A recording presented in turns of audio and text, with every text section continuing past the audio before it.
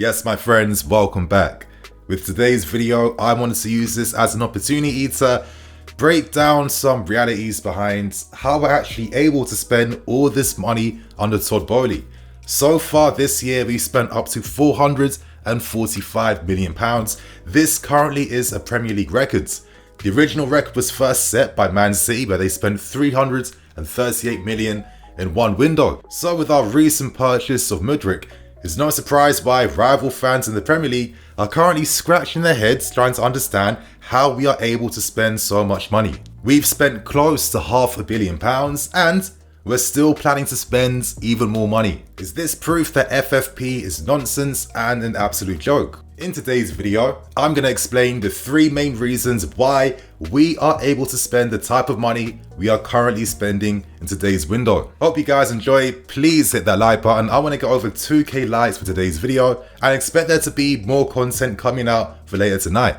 To get straight into things, now long story short, the three main reasons why are FFP, amortization, as well as the promises that needed to be met before Todd Boehly could buy the football club from Roman Abramovich. So let's start things off by discussing exactly what those promises were. Now let's cast our minds back to the sanction periods during the start of last year. In the end, Todd Boehly led the Clearlake Capital Consortium to victory in the race to buy the football club, with Boehly being the controlling owner, but Clearlake assuming majority shareholding as part of the deal. To keep things simple, these are the important factors that happen behind this move. Number one, Roman Abramovich wiped off up to $1.6 billion worth of club debt before selling us to Todd Boehly. Number two, dividends cannot be taken out from the club up to the tune of 10 years. And last but most importantly, number three, $1.75 billion out of the $4.25 billion was needed as a promise and a guarantee that investment would be pumped into the club over a 10-year period. This includes not only the first team, but the entirety of the football club, as well as any possible plans for stadium expansions or improvements. Now, I'm starting off with this because we need to remember why there is an incentive right now from the ownership to invest big money into the team and why they're really encouraged to see out this 10-year plan. Now the first part is out of the way, we focus on the second part, and now let's discuss FFP and how COVID has allowed us to have more flexibility when it comes to spending and investing in the team. COVID generated a revenue crisis for clubs. As fans weren't allowed to actually enter stadiums, this crisis affected revenues and unfairly created difficulties with clubs complying with FFP. Now naturally, COVID meant that rules had to evolve to bring better balance with FFP. FFP used to work like this. Profits and losses were looked at over a 3-year rolling spell, and clubs were not permitted to lose more than €30 million over the 3-year spell. However, COVID meant that these rules had to evolve. The new rules now mean that clubs are given longer to meet payments owed on transfers and salaries, as the financial year of 2020 was postponed. So the year 2020 and 2021 will be assessed together as a single period as part of the new rules. This now means that clubs are allowed to incur losses of up to €60 million over that 3-year period. Now these are the rules that comply with competing in the Champions League. In the Premier League, clubs are allowed to lose up to $105 million over a 3-year rolling period. Now our operating losses were around $387 million since accounts were first published during the year 2021. However, due to COVID, it allowed us to claim a substantial amount back, of course due to losses from revenue. This means that currently we are far within FFP thresholds, but there is even more. Let's cast our minds back to the start of last year when we were hit by sanctions. During that sanction period, fans weren't permitted inside the stadium. We weren't allowed to sell club merchandise or anything, which naturally affected our revenue for that year as well too. We don't have any official confirmation behind what we can claim back, but you'd imagine that as we were affected during the start of the pandemic, naturally we should be able to claim back even more after losing out on money during the sanction periods. And now, we end things by discussing amortization and how this works in our favor to allow us to increase our spending within these FFP limits. Now, as most of us already know, one of the main reasons as to why we are giving new signings such long contracts is that we want to spread the cost of the deal out over the length of their contracts. This is how you account for the transfer, and this is known as amortization. Amortization is the transfer fee plus the player's wages for the year divided by the length of the player's contracts. Now, another bonus behind securing players to long-term contracts is the fact that they retain their value over a longer period. I'm going to come back to this main point as I'm explaining the third point. But anyway, getting back to things, we've spent around 455 million currently. The average contract length being signed by players is between 6 to 7 years. For the sake of this example, let's say that 7 years is the contract length average.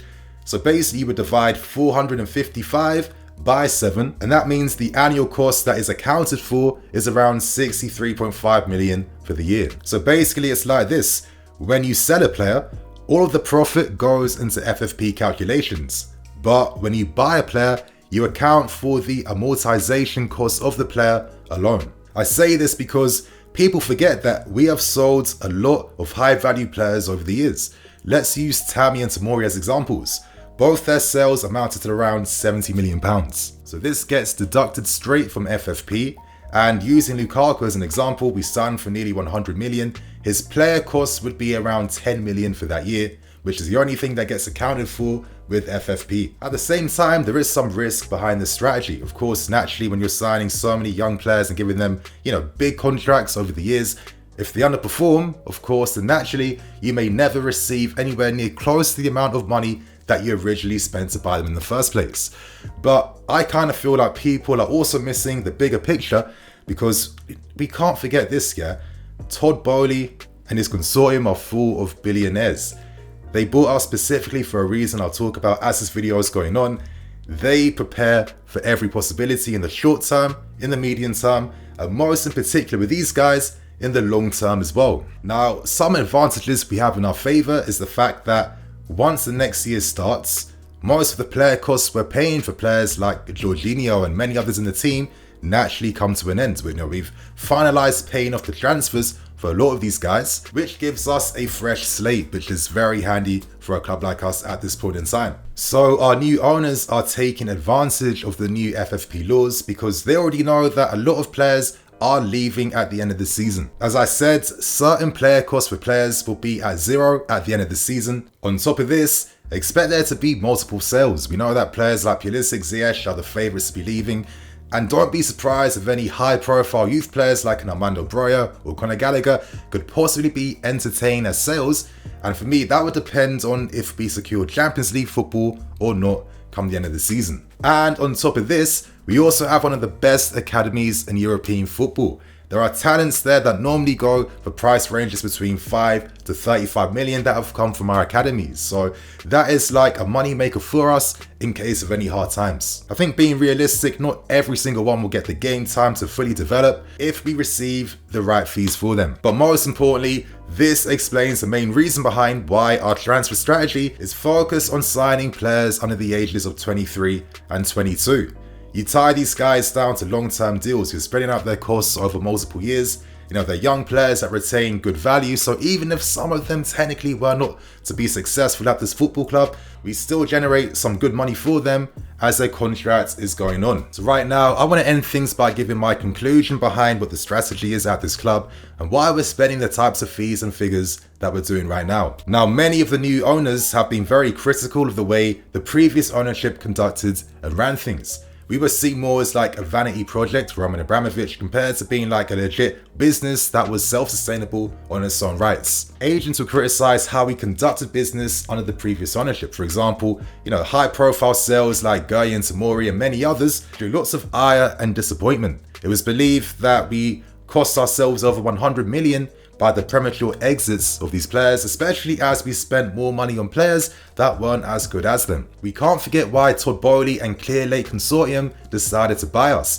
They feel like we have untapped market potential, and they feel like football in Europe especially is not maximizing its profits, and they feel like over this next 10 years, this is a period of capitalization. Now, Todd Boehly mentioned before in an interview that there's around 4 billion football fans alone in Europe. However, there's around 170 million NFL fans in America, and the revenue generated by NFL fans far exceeds and eclipses anything currently happening in European football. Todd Boehly and Clear Lake Consortium bought us, of course, to increase our market value and market share. They want to use their expertise developing American franchises to create a more American model with our football club. For example, there have been ideas teased for the future, such as a club's very own streaming service to allow us fans to watch games direct through the club's app, instead of course, money going to middlemen, normally with how these TV right deals work out to begin with. Of course, there's talks of expanding the stadium. There's talks of improving activities outside the stadium to generate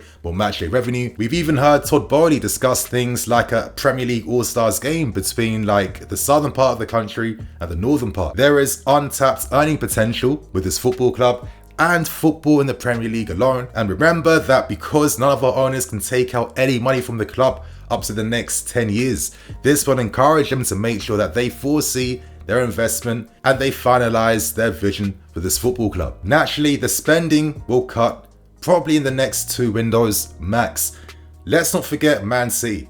Man City went on a 338 million spending spree in 1 year, and the reason for that was to revamp the entirety of their squad. That was important, but since they've done that, their spending now is only limited to replacing players potentially for better players. This is a much more sustainable way to invest into a team. Under Todd Boehly, we want to take things even further. Let's not forget that we've also spent a lot of money signing tons of team talent, and let's not forget that we are still in the infancy of trying to create a multi-club network. In the future, some of these young guys we've spent big money on will be first team stars, and their value will soar exponentially, and during that time we'll look back at this point and realize we signed these guys for an absolute bargain. So our transfer deals focus on the short-term goals, the medium-term goals, as well as the long-term goals as well too. This is how we're spreading out our spending and our investing. I can see our market potential growing even more. I mean, look at the style of players we're buying. Flair, skill, talent, great individual attackers. They're all gifted players, not even in the prime years of their careers. So the plan is to take advantage of FFP laws right now, spend big to reinvest throughout the entirety of the team over the next few years. And as structures like data analysis improves, when the transfer team fully have license, as they're already showing right now, to take full control of things, the spending will balance out in the long run. And we're safeguarded by any types of surprise sales due to the length of contracts players are signing too. So that's it, you guys. I hope that I've given you a detailed breakdown behind how we're able to spend, why we're spending this type of money, and how we're getting past the existing laws as well too. So please share your thoughts and opinions. And on that note, I'm the EFC. This is BlueLionsTV. Catch you guys later with some more videos. Cool.